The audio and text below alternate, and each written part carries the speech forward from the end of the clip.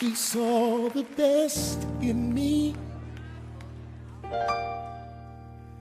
when everyone else around me could only see the worst in me. I wish I had a witness tonight. Said he saw the best in me. I guess I'm on the way.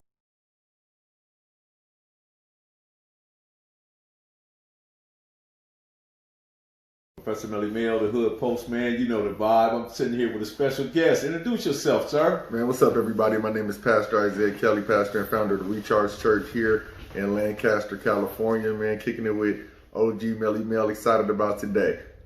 Okay, good enough, man. I appreciate that, man. That intro was awesome. So, growing up, man, give us an idea about how it was growing up for you.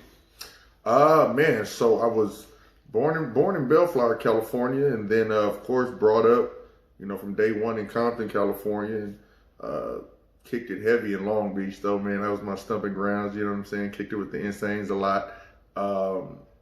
Man, church was my life, though, you know what I mean? So, of course, man, we was used to, in those days, used to man, fighting down at the pike, you know what I mean? Getting in trouble, you know what I'm saying? Going over to King Park, man, rolling back and forth. Just really, you know what I'm saying, being kids, you know what I mean? Back when there wasn't a lot of gunplay and you could fight, get beat up, or win the fight, go home, come back, man. But luckily, man, through all of that, my mom kept me in church. And so, went to church right there in Compton, off 123rd and Willowbrook, Compton, California, God's Temple of Deliverance under Pastor Myra Cotton. Oh, appreciate that. Oh, yeah, man, and lived right there in the Tannas, right there off of Chester and Rosecrans. Oh, yeah, really? Yes, sir. Chester and Rosecrans. So the boundary of that is Chester, Rosecrans, and you got Santa Fe to your north. That's right. And Long Beach to your south, right? That's right. So that's interesting that you mentioned that, because right in that area, and a lot of people don't know, right?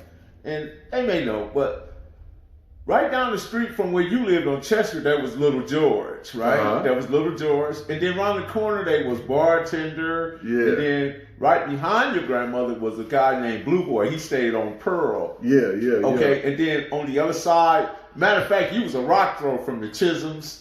Stanley and Ricky Pitts and Terrence and Lawrence and Freddie Hicks and Reggie Hicks. That's right. And then Herman Jr. and Willie T, those guys, right? Those guys made up predominantly of the Elm Street. Yeah. Elm Lane back is what they called them then, but Ludus Park. Okay. So being that you lived there, and then also to your backside was the Tannas, how did you avoid not being included in that scenario? Man, you know what? My mom did a lot. I'm not going to say bounce it around, but so that was my great grandmother that lived over there, Reba King, right there in the greenhouse, right by the alley, right there by Jack in the Box, man. Chester and Rosecrans. And my mom, she kind of bounced around a little bit. My actual grandmother always lived in Bellflower. And so we were always between those two places. You know what I mean?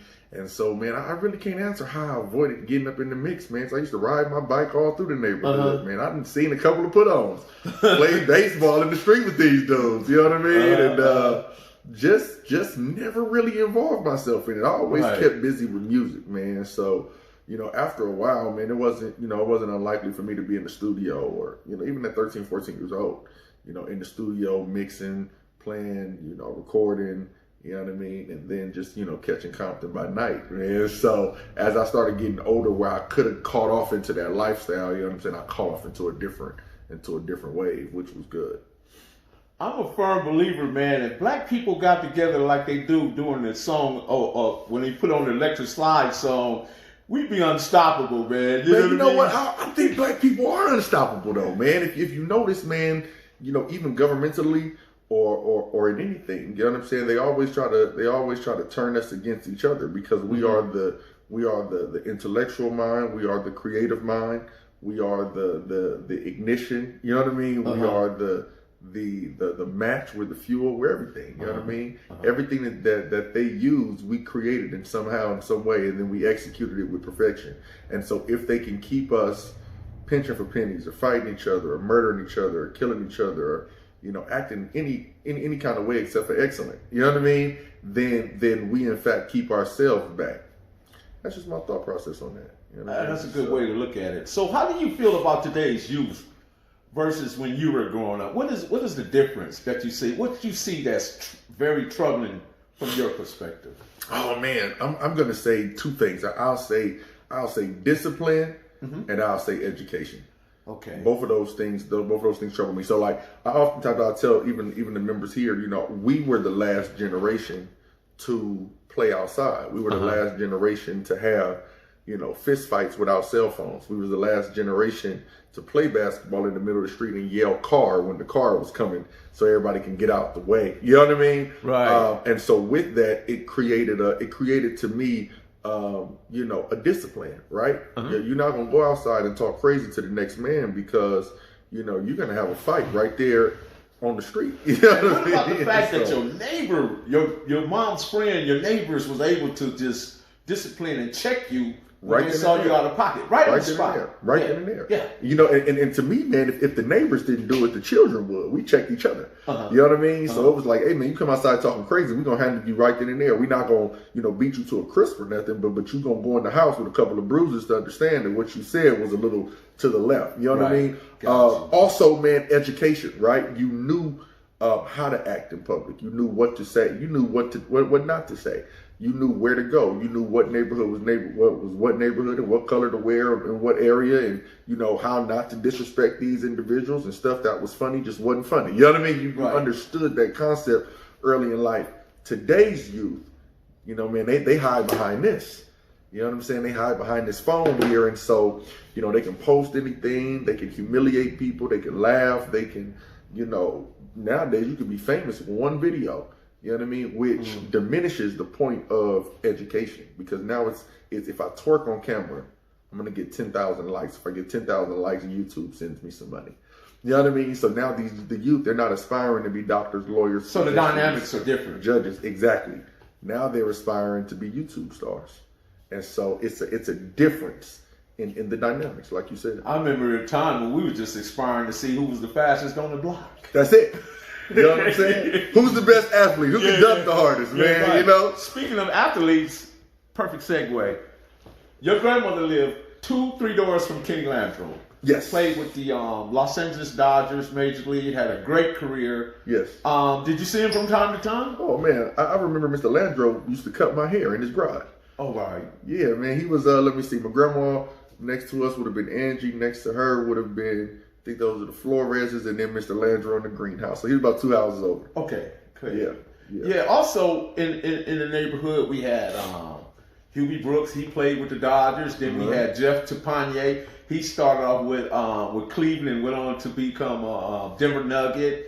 And also on the other side was Lorenzo Romar. And Lorenzo Romar played with the Warriors. He's now the coach. And then my good friend, Michael Lynch, he was at LAPD. He's also the coach of St. John Bosco at this point, right? Man. So my point being, man, we had some really, really good individuals around that come out of that neighborhood that just went on to do great things. And you know what I mean? To me, gangbanging was 10 seconds, man, but I appreciate the fact that you had the type of upbringing that way, because you went to the armed forces, right? I did. How was that? Man, I enjoyed it, man. So I actually made it to the armed forces because my dad, who was on the other side of Compton, he's from Arbutus and over there off Dwight and all of that, man. He went down to Florida, and I remember I didn't want to go to Florida, man. I was 18 years old. I'm like, man, I ain't going to Florida, man. You tripping? He like, man, my money, my choice. I said, not a problem. So I went. Then I went to the Armed Forces building, man, and signed up and ended up shipping off to the Army, man. Didn't know what I was signing up for. Thought that I was going for the free college. You know how the recruiter gets you, man. Got down there and was rolling in the mud and stuff. I'm like, oh, man, I ain't trying to do this. But it was one of the best decisions of my life. You know what I mean? 26, retired out of the military, full pension, full pay. You know what I mean? Bought some properties out here and just, killing it in my 20s, man. So, of course, you had to do some deployments, been to war, been shot at for real. I mean, blown up a few times, got some disabilities. But overall, man, it taught me great discipline. Great. You know what I mean? Great. So, coming back to the pastoralship, when did that just grab you? When did that you just knew that you was going, this is what you wanted to be, man? Man, so everybody so it's crazy. I got like a crazy family, man. Like half of them is gangsters and the other half is preachers. And it's a crazy mix, right? And even the preachers at some point in time was probably gangsters. So it's kind of crazy. So like I said, I've always been in the church, always, man. Started off I remember I started off as a junior usher, moved up to deacon, started playing the organ, and then, man, it was just like I knew that there was more to what I was supposed to be doing. It was like it would be, comparable to an athlete, you know what I'm saying, who's like, I could push myself harder than where I am. Gotcha. You know what I mean? And so I just got to that mode where like I really started to hear God. I really started to see visions and see myself in different settings, and my discipline level changed. I wasn't that musician that was playing on the organ and then leaving out when the preacher preached and came back to do my part at the end. Like, no, I was sitting there, I was understanding, I was learning, I wanted to learn, I wanted to explore. And so based off of that, once my discipline got to that level, then I started being mentored. And once I was mentored, man, I started preaching at a young age and traveling and doing my thing, and then getting influence over these young brothers that you see here, older women, et cetera, families, man. And eventually, man, the Lord ended up allowing me to start a ministry. And we're grown to this size that you hear now. Blessings to that. Now, but now you're in a mentor position, and you have a bunch of young mentees around you as well. So what is called the youth organization that you over right now? Right now, so right now we're actually in the process of birthing one. Okay. We have the Recharge Church, man, and then so from that, since we've grown to this size, we originally started in Palmdale in a much smaller organization, because I just didn't believe that somebody was going to listen to this young 20-year-old. You know what I mean? I'm like, hey, all I need is 4 rows in the church and I'm good. And man, and within the first couple of services, God was allowing folk to stand all out in the parking lot. And so he's grown us to this building that you see here.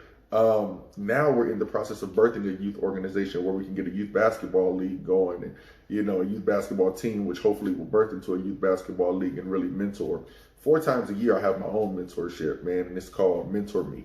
Okay. And I allow the young people to come in and I funnel education through credit repair and credit building. Oh, that's awesome. I mean, something that we never learned, man. I funnel it through discipline. I funnel it through fitness.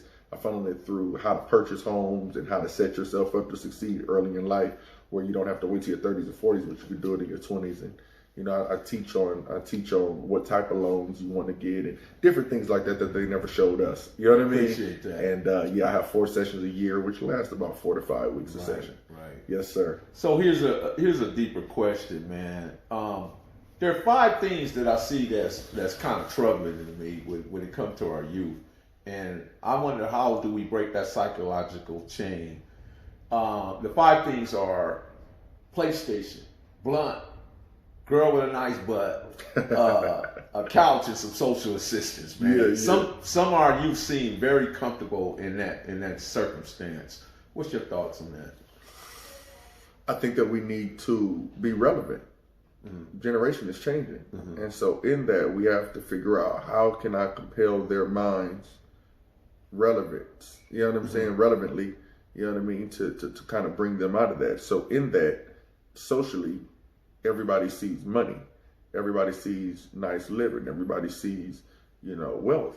Mm-hmm. So the question is how do I get that? Well, I don't get that by sitting on the couch. So we have to entice them with what they want, right? Which is the wealth. Right. You know what I mean? And then we have to put the work ethic behind it. Mm-hmm. I wrote a book, and in my book, I often talk about this generation. Mm-hmm. And this generation is called the Y generation.